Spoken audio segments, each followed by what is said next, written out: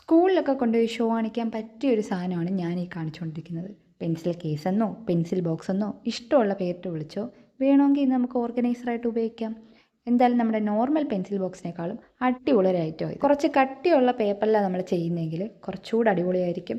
കുറേ കാലം നമുക്കിത് ഉപയോഗിക്കാനും പറ്റും. ഞാൻ ഈ ഉണ്ടാക്കിക്കൊണ്ടിരിക്കുന്ന പേപ്പറിന് ഇച്ചിരി കട്ടി കുറവാണെങ്കിലും ഉണ്ടാക്കി വന്നപ്പോൾ നല്ല രസമുണ്ടായിരുന്നു കാണാൻ. ഞാൻ ഈ കാണിച്ചുകൊണ്ടിരിക്കുന്ന പോലെ കറക്റ്റായിട്ട് അങ്ങോട്ട് മടക്കുക.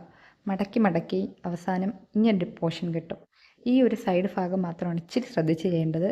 വലിയ കഷ്ടപ്പാടൊന്നുമില്ല.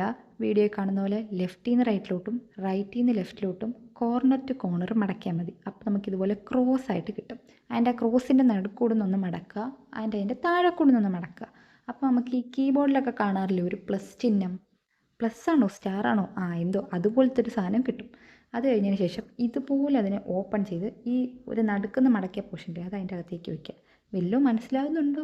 സിമ്പിളാണ്, നോക്കി നോക്കി അങ്ങ് ചെയ്താൽ മതി. അപ്പോൾ എന്തായാലും ഒരു പോർഷൻ റെഡിയായി. ഇനി അടുത്ത പോർഷൻ ചെയ്യുമ്പോൾ ശ്രദ്ധിക്കേണ്ട കാര്യം ഇതിനേക്കാൾ കുറച്ചുകൂടെ ലെങ്ത് കുറവായിരിക്കണം, ഇല്ലെങ്കിൽ രണ്ടും സെയിം സൈസായി പോകും. ബാക്കി പ്രൊസീജിയർ മടക്കുന്നതൊക്കെ സെയിം തന്നെ.